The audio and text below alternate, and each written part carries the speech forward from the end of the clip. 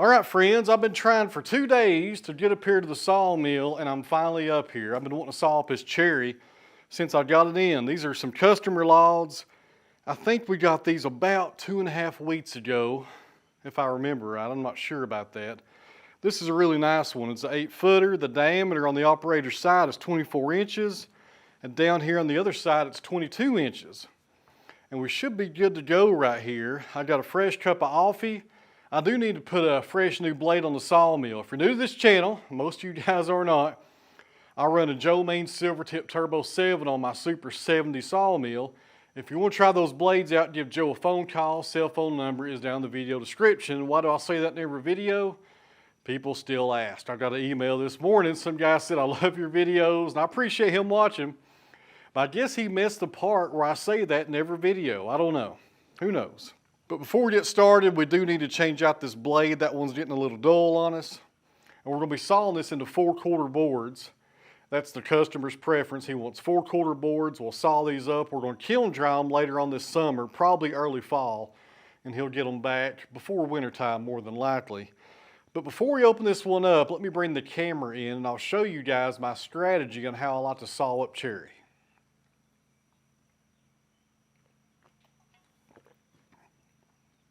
Gold handle coffee. Man, it's good stuff. All right, friends, a little disclaimer. I got this strategy from Robert Milton over at Hobby Hardwoods, Alabama. He has a YouTube channel also. If you want to learn a whole lot about sawmilling, go check out his channel. There's a link below. And he posted about a year ago his favorite way to saw up cherry, and that's the way I've been doing it ever since, and I've had great results. So here's the deal with cherry. It likes to crack. There's nothing you can do about it. These logs have anchor seal on them. I sealed them the day they got delivered, and a few of them have been down for a few weeks, so a lot of them already had inchets going on. I can't recall, every one of them if this was there or not. But cherry is really bad to crack. If you do live edge slabs with cherry, you can bet they're going to crack on you. So in my opinion, and the opinion of a lot of other sawyers that I listen to and respect a whole lot, 4/4 boards are your best bet for the best wood on cherry. Now, something else about cherry, the sapwood is pretty much useless, and if you leave the sapwood in your boards, you're going to have a lot of drying problems. So that's two things you got to do with cherry. Get rid of the sapwood, get rid of the pith, and focus on this ring right here, and as Robert calls it, you want to saw it like a donut. And I know what some of you guys might be thinking. About 2 or 3 years ago on this channel, actually in this same building, I think it was with my LT35 though, I did several videos where I did 9/4 cherry slabs. And here's why I done that. I didn't know any better. I know a lot better now. If I could go back, I wouldn't have done that. I think the only time you should probably slab out a cherry is if the customer wants it that way and they won't listen to reason and they want to pay you to do it, that's fine. And the second reason may be if you have a really nice crotch log for a cherry, and I have a really nice cherry crotch log. I got in just the other day and it's about 4 feet long. So something like that is different, but oversize it at least 1/4 of an inch, preferably a 1/2 inch, to make up for all that twisting and cracking you're going to see during the drying process. I'd be interested to know, any of you sawyers out there, if you have good luck slabbing out cherry for live edge slabs. I mean, I sold everyone that I did here at my mill, but there was a lot of defects. I was not very proud of them at all. We're also going to be, find my holster there, we're also going to be grade sawing, which means I want to saw parallel to the bark. I don't care if the pith is straight from one end to the other. That means nothing to me. I want to look for the best face. I want to open that up, eliminate the sapwood, because your best boards when you're grade sawing are in this area right here. That's where you get your best boards on a log. Once you start getting closer to the pith, you just start flipping the cant and chasing it and finding your best boards at that point. But your best ones are right here below the sapwood right here. We should get some nice ones out of this. Depending upon my opening face cut, how wide I make it, we could get 12-inch wide cherry on this right here. And this looks like a really nice log. I don't see any knots or cat faces or any major defects or anything like that, so we should be okay. And before somebody comments, because they always do when a log has a crack in it, when you grade saw, these cracks mean nothing. I don't look at them, don't think about them, don't consider them. You got to saw parallel to the bark and look for your best face. If you chase this crack and try to saw parallel to that crack in order to capture it in one board, you're going to mess up because you're not going to get your best face right here. If I turn this the other way, it's going to throw off my best face. So don't worry about these cracks, guys, because they go in a few inches and sometimes they're gone. You never even see them again.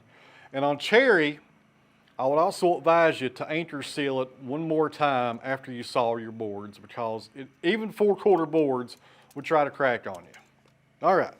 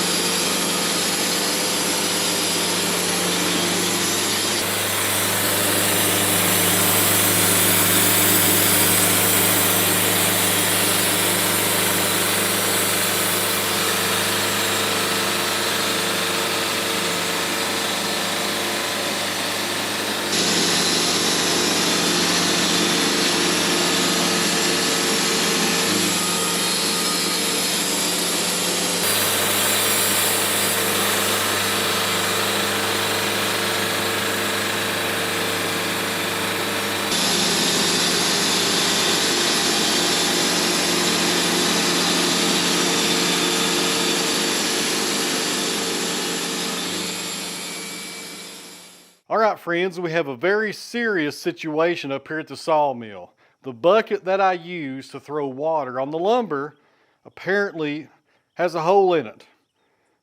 I've been using this bucket right here since I moved to this place in 2018. Let me go over this real fast before all the water drains out of our bucket. If anybody out there has a bucket they're not using, I could use a replacement. So this is cherry. This is the second board that came off the log. We're looking at 17 inches, but that's including this sapwood right here. So when I saw up cherry, I'll have a separate stack of boards that will need edging. So with cherry, my advice is to edge these before you stack them for air drying. It'll cause you less trouble there in the long run. So when we edge these off and get rid of the sapwood, we're looking at about 12 inches on the width, not too bad. So before I go any further, and before this water drains out of this bucket, let's throw some water on it. We've not done that in a while. All right, guys, see if I can still pull this off. I don't think I've done this in about 2 or 3 months.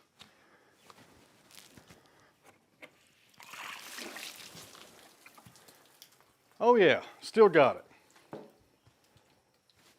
Now you can see that a whole lot better. You can see all this nice heartwood right here, and I don't see any defects, friends. These are really, really nice. And you see the sapwood right there on the sides.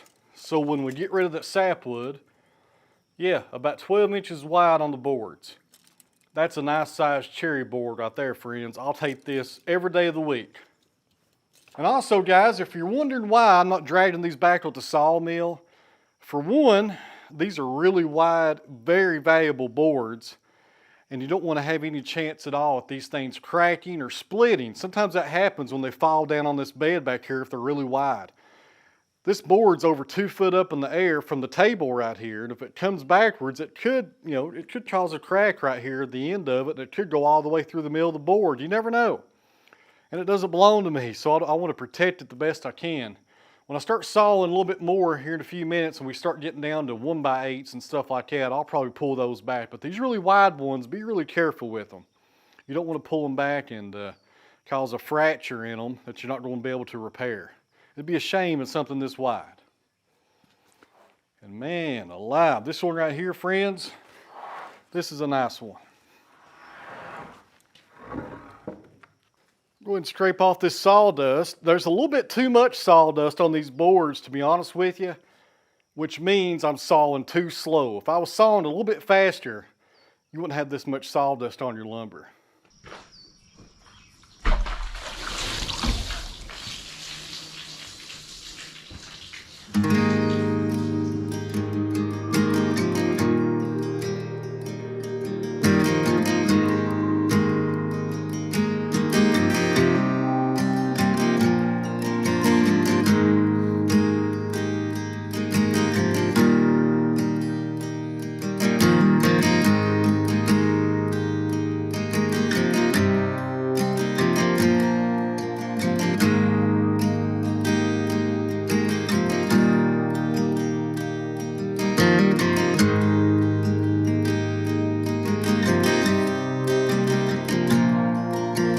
Alright friends, I think I'm done for the day, and here's the reason why. And don't worry, we'll come up here tomorrow and finish up that cherry log and bring some more up here. I think I've got well over 1,500 board feet of cherry to saw up.